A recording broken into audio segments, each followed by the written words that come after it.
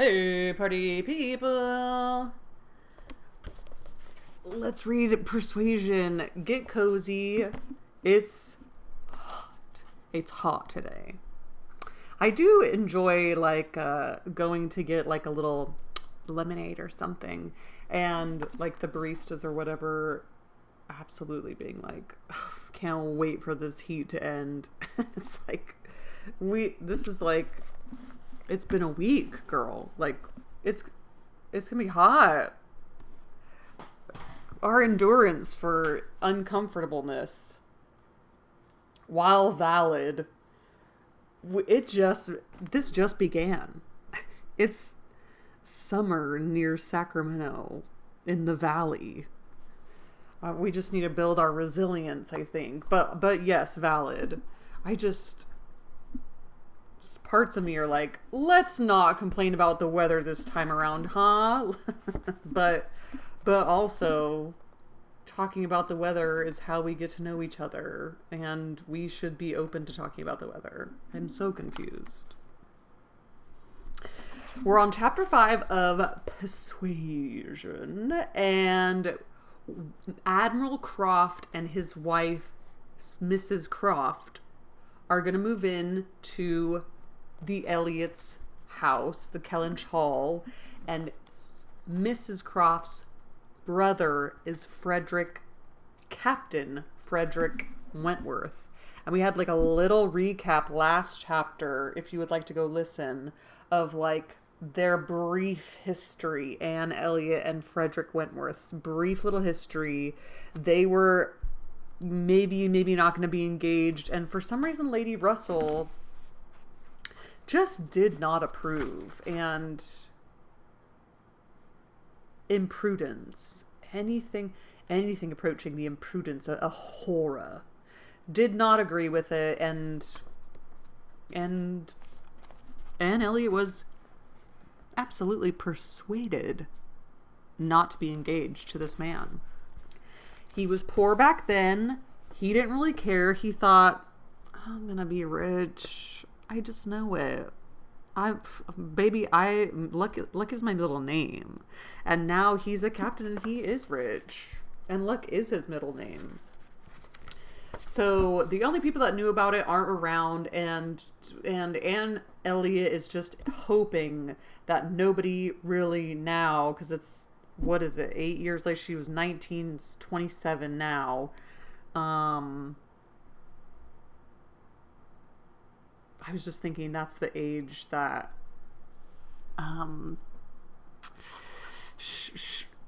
Charlotte Lucas was when she was like, I've got no money, no prospects, and I'm scared. I'm already a burden to my family. So he's may or may not be back, but it's not going to be awkward. She's decided. Let's see how that plays out. Chapter 5. On the morning appointed for Admiral and Mrs. Croft seeing Kellynch, I want to say Kelly, because it's spelled Kelly, N-C-H. Kellynch Hall, Anne found it most natural to take her almost daily walk to Lady Russell's, and keep out of the way till it was all over. Till all was over. When she found it most natural to be sorry that she had missed the opportunity of seeing them. That's so bad. I took my literally daily walk that I cannot miss. I had no idea. The meeting of the two parties provided highly satisfactory and decided the whole business at once. Each lady was previously well disposed for an agreement, and saw nothing therefore but good manners in the other, and, with regard to the gentleman, there was such a hearty good humour, such an open, trusting liberality on the Admiral's side, as could not but influence Sir Walter, who had besides been flattered into his very best and most polished behaviour by Mr. Shepherd's assurances of his being known by report to the Admiral as a model of good breeding. Yeah, I love it when other people can really bring out your good behavior. Like when you're about to have an event and you're sour about it, and then somebody can just be like, this is gonna be fun. Let's just make it. It's fun when somebody can bring that out of you. It's like a fine line between like, you're actually annoying me and it's making it worse, or you're pumping me up, babe. You're pumping me up. There's a fine line. The house and grounds and furniture were approved. The crofts were approved. Terms, time, everything, and everybody was right. And Mr. Shepherd's clerks were set to work. So back then when you were a lawyer, you were also a real estate agent. Sounds like lawyers had their little grubby little hands in everything, huh? Mr. Shepherd's clerks were set to work without there having been a single preliminary difference to modify of all that 'tis indenture showeth. This, I don't know why I said 'tis. Modify of all that this indenture showeth. In quotes. Sir Walter without hesitation declared the Admiral to be the best-looking sailor he had ever met with. Yeah, because he was really trashing on sailors. Like, their skin is leathery and everybody by the time they're 40 looks ancient. And he was really trashing on them. And this, I'm the best-looking sailor he's ever met. And went so far as to say that if his own man might have had the arranging of his hair, he should not be ashamed of being seen with him anywhere. And the Admiral, with sympathetic cordiality, observed to his wife as they drove back through the park, "I thought we should soon come to a deal, my dear, in spite of what they told us at Tottenham. The baronet will never set the Thames on fire." Is it Thames or Thames? Thames? Punting on the Thames. I always think about, Mary Poppins, but literally it's been in so many of the British movies that I should know how to say it. The baronet will never set the Thames on fire. Thames. But there seems no harm in him. Well, maybe there has been rumors said about he's Mr. Elliot is so pissed. Reciprocal compliments which would have been esteemed about equal. The Crofts were to have possession at Michaelmas, and as Sir Walter proposed removing to Bath in the course of the preceding month, there was no time to be lost in making every dependent arrangement. Lady Russell, convinced that Anne would not be allowed to be of any use or any importance in the choice of the house which they were going to secure, was very unwilling to have her hurried away so soon, and wanted to make it possible for her to stay behind, till she might convey her to Bath herself after Christmas. But having engagements of her own, which must take her from Kellynch for several weeks, she was unable to give the full invitation she wished, and Anne, though dreading the possible heats of September in all the white glare of Bath, and grieving to forego all the influence so sweet and so sad of the autumnal months in the country, did not think that, everything considered, she wished to remain. It would be most right and most wise, therefore, must involve least suffering, to go with the others. Something occurred, however, to give her a different duty. Mary, often a little unwell, and always thinking a great deal of her own complaints, and always in the habit of claiming Anne when anything was the matter, was indisposed, and foreseeing that she should not have a day's health in all the autumn, entreated, or rather required her, for it was hardly entreaty, to come to Uppercross Cottage, and bear her company as long as she want her, instead of going to Bath. "I cannot possibly do without Anne," was Mary's reasoning, and Elizabeth's reply was, "Then I am sure Anne had better stay, for nobody will want her in Bath." Wow. To be claimed as a good, though in an improper style, is at least better than being rejected as no good at all. And Anne, glad to be thought of some use, glad to have anything marked out as duty, and certainly not sorry to have the scene of it in the country, and her own dear country, readily agreed to stay. I thought she didn't want to stay. Grieving to forego the... well, whatever. Sometimes it's reading comprehension is so hard for me. But I remember Michaelmas I feel like Michaelmas was talked about in every novel. I feel like they talk about Michaelmas, it's like something in December. Why do they call it Michaelmas again? I'm just going to look it up again because it's been so long. because Michaelmas sounds like Michaelmas, and I called it Michaelmas like the first couple of times that I read it, and then I looked it up, and then I watched the 1995 Pride and Prejudice version, and then I realized it was called Michaelmas. The Feast of Michael and all the angels.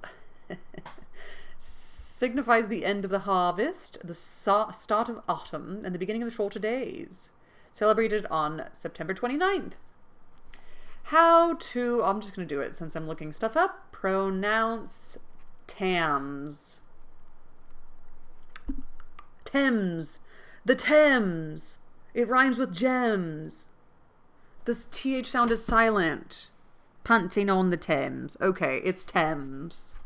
I don't know what I said, but I probably said Thames. Ugh.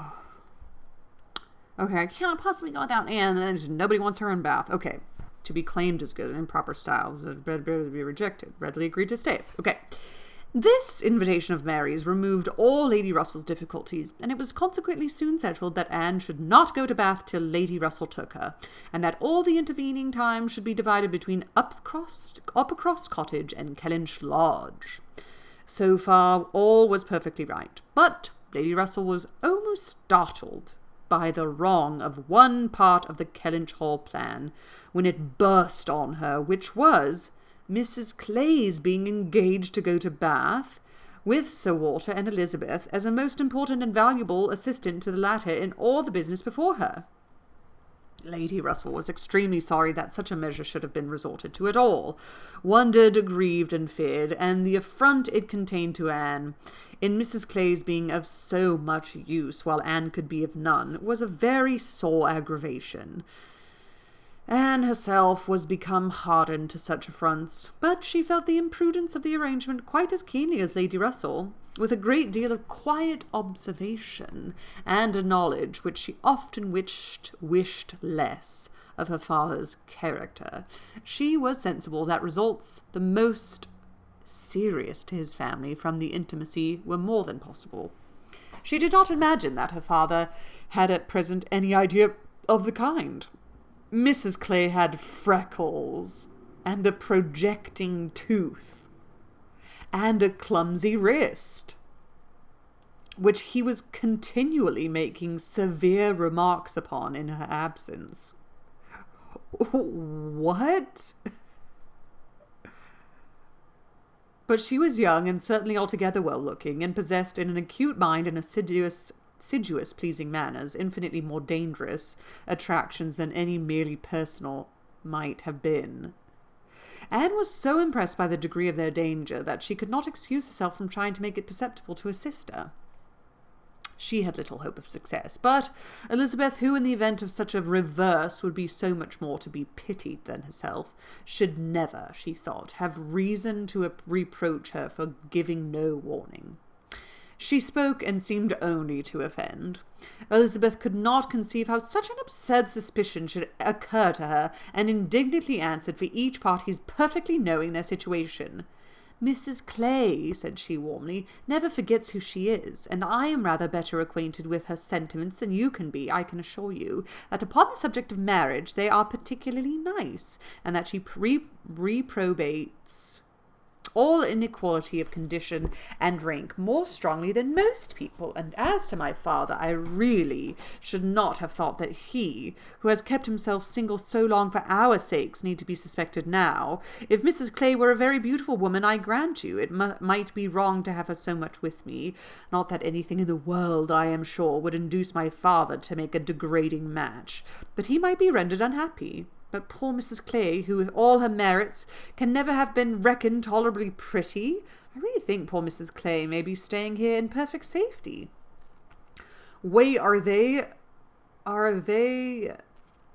worried that Mrs. Clay and Mr. Elliot are going to get together? Senior? Interesting. One would imagine you had never heard my father speak of her personal misfortunes, though I know you must 50 times. That tooth of hers, and those freckles.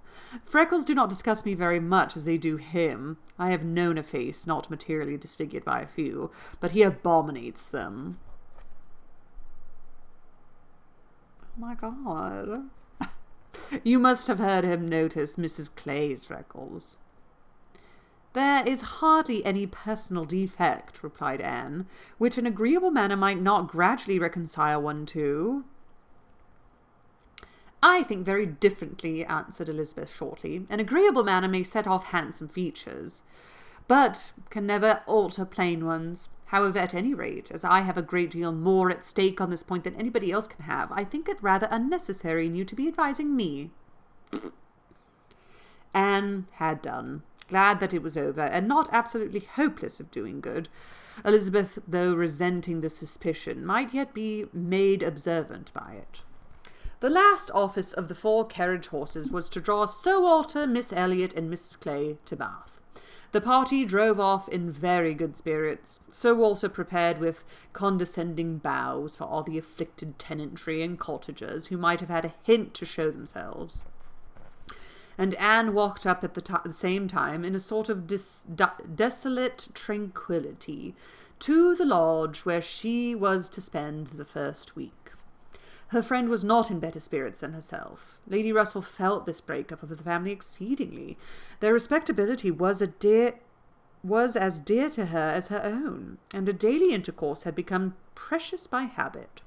It was painful to look upon their deserted grounds, and still worse to anticipate the new hands they were to fall into, and to escape the solitariness and the melancholy of so altered a village, and to be out of the way when Admiral and Mrs. Croft first arrived. She had determined to make her own absence from home begin when she must give up Anne. Accordingly, their removal was made together, and Anne was set down at Uppercross Cottage in the first stage of Lady Russell's journey. Uppercross was a moderate-sized village, which a few years back had been completely in the old English style, containing only 2 houses superior in appearance to those of the yeomen and labourers, the mansion of the squire, with its high walls, great gates, and old trees substantial and unmodernized, and the compact, tight parsonage enclosed in its own neat garden with a vine and a pear tree trained round its casements. But upon the marriage of the young squire, it had received the improvement of a farmhouse elevated into a cottage for his residence, and Uppercross Cottage, with its veranda, French windows, and other prettinesses, was quite as likely to catch the traveller's eye as the more consistent and considerable aspects of the premises of the great house, about a quarter of a mile farther on. Gorgeous, beautiful. Here Anne had often been staying. She knew the ways of Uppercross as well as those of Kellynch. The 2 families were so continually meeting, so much in the habit of running in and out of each other's houses at all hours, that it was rather a surprise to her to find Mary alone, but being alone, her being unwell, and out of spirits, was almost a matter of course. Though better endowed than the elder sister, Mary had not Anne's understanding or temper. While well and happy and properly attended to, she had great good humour and excellent spirits, but any indisposition sunk her completely. She had no resources for solitude, and inheriting a considerable share of the Elliot self-importance, she was very prone to add to every other distress that of fancying herself neglected and ill-used. In person she was inferior to both sisters, and had, even in her bloom, only reached the dignity of being a fine girl. She was now lying on the faded sofa of the pretty little drawing-room, the once elegant furniture of which had been gradually growing shabby under the influence of 4 summers and 2 children, and on Anne's appearing greeted with her, "So, you are come at last. I begin to think I should never see you. I am so ill I can hardly speak. I have not seen a creature the whole morning." "I am sorry to find you unwell," replied Anne. You sent me such a good account of yourself on Thursday." Yes, I made the best of it. I always do. But I was very far from well at the time, and I do not think I ever was so ill in my life as I have been all this morning. Very unfit to be left alone, I'm sure. Suppose I were to be seized of a sudden in some dreadful way and not be able to ring the bell. So Lady Russell would not get out. I did not think she had been in this house 3 times this summer. Anne said what was proper, and inquired after her husband. Oh, Charles is out shooting. I have not seen him since 7 o'clock. He would go, though I told him how ill I was. He said he should not stay out long, but he has never come back, and now it is almost 1.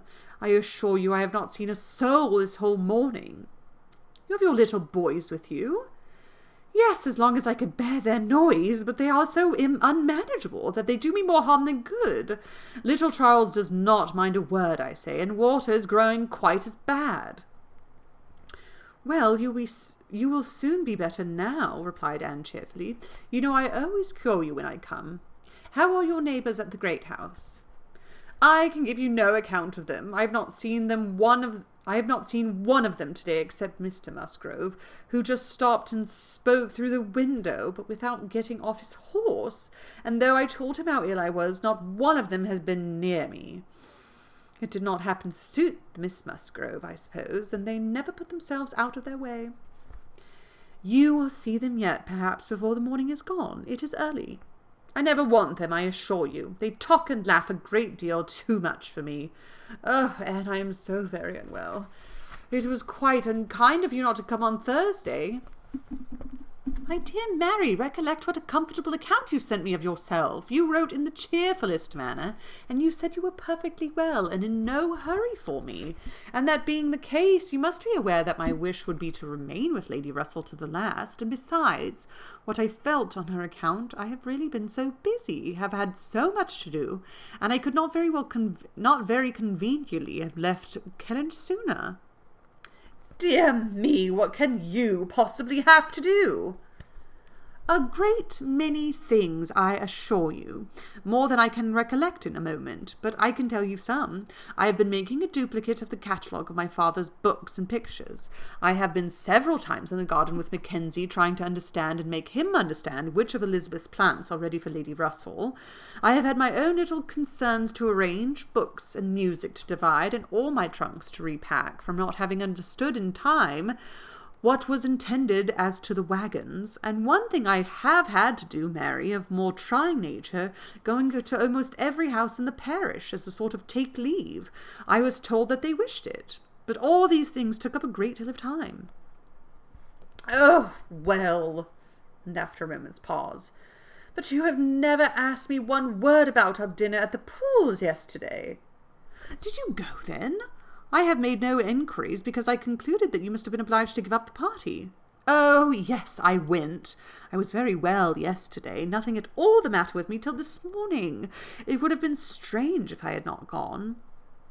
I am very glad you were well enough, and I hope you had a pleasant party. Nothing remarkable. One always knows beforehand what the dinner will be and who will be there. And it is so very uncomfortable not having a carriage of one's own. Mr. and Mrs. Musgrove took me, and we were so crowded, though they are both so very large and take up so much room. And Mr. Musgrove always sits forward, so there was I, crowded into the back seat with Henrietta and Louisa. And I think it very likely that my illness today may be owing to it. Aren't those 2 of the Von Trapp family kids? Henrietta, Louisa. God bless Kurt. Okay. A little farther perseverance, impatience, and forced cheerfulness on Anne's side produced nearly a cure on Mary's. Mary just needs somebody to listen to her. Oh, wow. She could soon sit upright on the sofa and began to hope she might be able to leave it by dinner time. Then, forgetting to think of it, she was at the other end of the room, beautifying a nosegay. Then she ate her cold meat, and then she was well enough to propose a little walk. What is a nosegay? I am nervous to look this word up, 'cause it sounds so crazy to me. Nosegay. Meaning. A small bunch of flowers, typically one that is sweet-scented. Nosegay. Nosegay. A nosegay worn at the waist or bodice. Whoa. Why is it called a nosegay? Nosegay is called a nosegay because the terms combine nose with gay, or meaning ornament, in the 15th century. Literally referring to a bouquet that is an ornament for the nose. That's nice. In essence, it's a fragrant bunch of flowers, meant to be enjoyed for its scent, appealing to the sense of smell. Can I say something about the sense of smell for just 1 second? I do feel like we need to be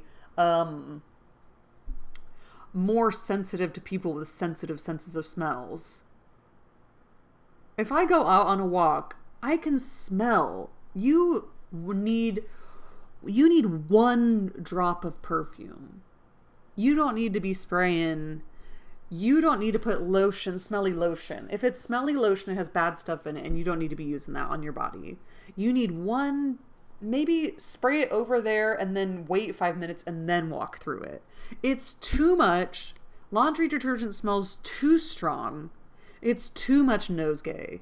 I do have a crooked nose, but I have a sensitive nosegay smell. I feel like I need to go out sometimes with nose plugs because of all the laundry detergents, the synthetic materials cake on your dryer sheets. Stop it. Unscented. Please, can we please be unscented? I sound like Mary Elliott. Okay, so Mary Elliott is well enough now to, what did she do to her nosegay? She beautified her nosegay, and then she ate her cold meat, and now she's well enough to go on a little walk. Okay. Where shall we go? Said she when they were ready. I suppose you will not like to call at the great house before they have been to see you. I have not the smallest objection on that account, replied Anne. I should never think of standing on such ceremony with people I know so well as Mrs. and the Miss Musgroves. Oh, but they ought to call upon you as soon as possible. They ought to feel what is due to you as my sister. However, we may well as go. We may as well go and sit with them a little while, and when we have got that over, we can enjoy our walk. Anne had always thought such a style of intercourse highly imprudent, but she had ceased to endeavour to check it, from believing that, though they were on each side continual subjects of offence, neither family could now do without it. The great house, accordingly, they went to sit the full half-hour in the old-fashioned square parlour, with a small carpet and shining floor, to which the present daughters of the house were gradually giving the proper air of confusion by a grand pianoforte and a harp, flower stands and little tables placed in every direction. Ah, could the originals of the portraits against the wainscot, could the gentlemen in brown velvet and the ladies in blue satin have seen what was going on, have been conscious of such an overthrow of all order and neatness. The portraits themselves seemed to be staring in astonishment.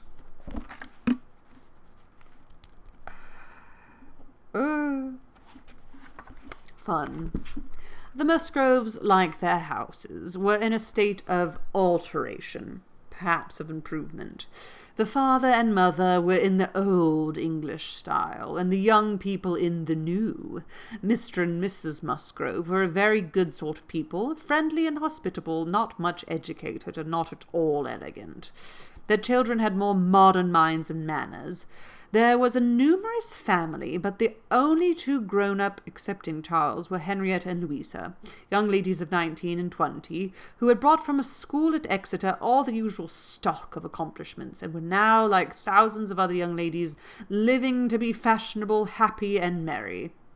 Their dress had every advantage, their faces were rather pretty, their spirits extremely good, their manners unembarrassed and pleasant. They were of consequence at home, and favourites abroad. Anne always contemplated that some of the happiest creatures of her acquaintance, but